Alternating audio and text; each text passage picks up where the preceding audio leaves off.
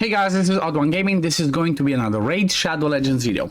In today's video, we're gonna have a quick look at the fusion that will be starting this Thursday. Most of you already saw from yesterday, from Sunday, the fusion warm-up event. Everybody knew it was coming, but well, Raid decided to just give us the info and say, you know what, you guys have to wait till Monday. So that's why I'm making this video just today and not yesterday. So the new fusion, first I'm just gonna read the text that Raid have said for it. So they said as follow. First of all, it's going to be a fusion, which basically, from what I'm reading, it's a classic one, because usually when it is a fragment fusion, they would say it's a fragment fusion. So now it just says on Thursday, September 28th, we're planning to launch a fusion event for a new champion, Bambus Fourleaf. Okay, so it's going to be a skinwalker legendary support magic.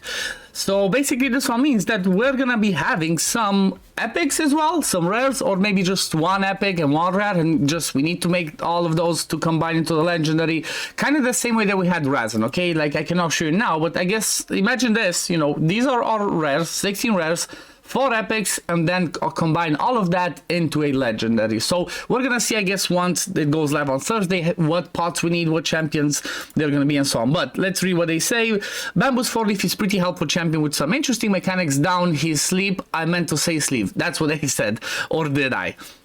He's gonna shine bright in PvP content, especially battling the mighty Hydra, but will come in handy in PvP content as well, thanks to his ability to place Enfeeble debuff, which makes him the first champion of its kind. That's true. Basically, Enfeeble is the debuff that the Shogun has. That's the first time you actually saw it. I didn't even push. Look at me. It kind of shows you how much I care about this. But the Enfeeble debuff, what it does is basically if somebody's inflicted with Enfeeble, he will only be able to weak hit. So most of your skills will not land because you're gonna weak hit. I don't think there's any champion in the game that lands debuffs on weak hit apart from stuff that's like, you know, Hydra related. Otherwise, when you weak hit, there's very few. Maybe I know Rector Drath, and that's the only one that comes at the top of my head. Anyway, let's continue. Well, let's dig deeper into his skill set, shall we? Well, they have some description about the skill set. I'm not gonna look at that, so I guess we're just gonna jump in and check the skills ourselves and see what he's all about. So we basically got a PDF. This is how he looks. Nice little panda. He looks funny. He looks funny, that's what I'm gonna say. Maybe we're gonna get all the Kung Fu Panda characters in the game, who knows. So first one, Bamboo Splinter. A1, attacks one enemy, has a 50% chance, goes up to 75. Placing decreased speed debuff for 2 turns. Will attack all enemies instead if the initial target is under 2 or more debuffs. Okay, so AoE decrease attack. That's not bad. This attack has a 40, 50, 65% chance of placing a decreased speed debuff for 2 turns. That's a pretty good chance. Like, first thing that comes into my head is obviously going to be Hydra, and to have that as an AoE, that's not a bad thing. Then places a sleep debuff on this champion for 1 turn. This debuff cannot be blocked or resisted. So basically what this means is you're definitely gonna get it, even if you have like Stone Skin, if you have immunity, you're gonna get that sleep debuff. So I guess it kind of goes in the stereotype of what's it called, of pandas being really sleepy. Now let's look at the A2, Grove Tender. Attacks all enemies. Okay, so another AoE. This one's just, you know, behind being 2 debuffs. Attacks all enemies before attacking, places a shield buff on all allies equal to 30% of their max HP for 2 turns. I wish this was his max HP, because, you know, hopefully he has high HP because he's a support. Also increases the duration of all buffs on all allies by 1 turn. That's good. AoE buff extension is good. It's on a 4-turn cooldown, so I'm not that happy about it. I wish it was a 3, but still, let's keep reading because there's more. After attacking, has a 100% chance after booked of decreasing duration of all enemy buffs by 1 turn. Again, pretty useful in Hydra if they actually get buffs, even if the attack lands a weak hit. So basically what I was saying earlier, normally if you land weak hits, you cannot land your debuffs. Oh yeah, Bible is another one that came into my head. So he's gonna be able to do that. Also increases the value of any shield buffs on all allies by 2% for each enemy buff that had the duration decreased by this skill. I mean, this one sounds interesting, but it's counterintuitive because at least in Hydra, you don't want the enemies to have buffs. You're gonna have block buffs in there. So this one, I don't think is gonna work. So this last part, from my point of view, is useless. Then places a sleep debuff on the champion for 1/3. Again, this debuff cannot be blocked or resisted. So same thing, he falls asleep because I'm guessing we're gonna have a passive that says something about that. Now the A3 Dream Sight targets an enemy first, places a 50% increased accuracy buff and increased attack on all allies for 2 turns. That's good. Increased accuracy and increased attack is a good buff. I think only Yoshi is the only other one that does both of them together AoE.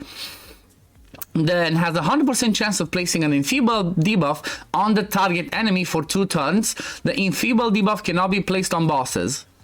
Well, then how is this gonna help us in Hydra if you cannot place it on bosses? This is just sad. Like, I wish this part was not here. Like, what's the whole point of saying he's good for Hydra, but then the enfeeble debuff, which would be amazing because they would only be able to weak hit, cannot be placed on them. So that's kind of sad again. Like, oh my god. Oh my god. Also has a 100% chance of placing decreased accuracy debuff on all enemies for 2 turns. So even if we ignore the enfeeble side of it, increased accuracy, decreased accuracy, plus increased attack, it's not a bad skill. Finally places a sleep debuff on himself, so same thing. This one again, 4-turn cooldown. I'm not too impressed so far. Like, leave it in the comments below, guys. What do you think so far? Because so far it's kind of like not too impressed. Passive Sleeping Sage has a 50% chance of transferring any debuffs placed on an ally to this champion while they're under a sleep debuff. Will not transfer block, revive, and all the other control ones. At the start of this champion's turn, remove any sleep debuffs from this champion. So the tricky thing about this side of the passive is normally when you have a sleep, a stun, or freeze or petrification, you basically lose your turn. You don't get the cooldown decrease. So I'm guessing this should work the same. Even though at the start of his turn he removes that one, he's still not going to decrease the cooldowns of his skills. So them being at a 4-turn cooldown that's just not good. I don't think it's going to be good unless this one works the other way around. Well, he removes the sleep and then he still decreases the cooldown because he gets a turn. But I don't think it's going to be like that. Active effect transfers all debuffs from this champion to the enemy with the highest resist. If a sleep debuff was removed from this champion by this champion's passive skill, this effect cannot be resisted.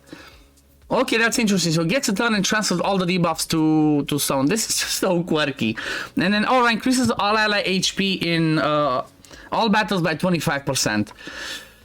Well, I have no idea what to think about this, guys. I have no idea. It's like, his kit seems really quirky, he seems really unique, but at the same time, he just seems useless. He seems bad. Like, that's not good enough. 4-turn cooldown on both of his skills. The AoE decrease speed is fine on the A1, but it's not the best. The passive, again, it's something quirky. I have no idea what to say. Like, my initial thought is that this one's going to be a skip, honestly. That's what I believe. This one looks like it's, it can be a god tier champion, or at the same time it can be trash. So I guess we're gonna have to test him on the test server, see how he works, where we can play him. But right now, my initial suggestion to you guys is just skip, especially because it's a classic fusion. I will, however, do him on my main account because I don't know, he's unique. So maybe the fact that he has a unique kit, he could be pretty interesting for I have no idea what for. That's so. This is the first ever fusion that I'm reading. I'm like, I have no idea what to say. So that's what this guy is telling me. Like, his kit seems good, but he seems bad at the same time. So I'm gonna do it on my main account because I only have one account. I don't have the free to play anymore, and I don't want this to be a Razelvarg situation where I skip Razelvarg on my main account, did it on the free to play, and now I regret it because Razelvarg had an amazing kit. So if I just judge him by the fact that he has a unique kit, I would say don't skip it. He might be amazing. If I just judge him by the fact of like what I know, what I see, I would say skip because it's a weird one. But leave it in the comments below. What do you guys think? Is this a skip or is this a must do? Because I have no idea what to say 100% right now. But anyway, this is gonna be it for the video today, guys. As always, if you do enjoy my content, don't forget to like this video, subscribe to the channel to see when I upload next, and I'm gonna see you on the next one. Peace, love, take care, everyone. Bye, guys.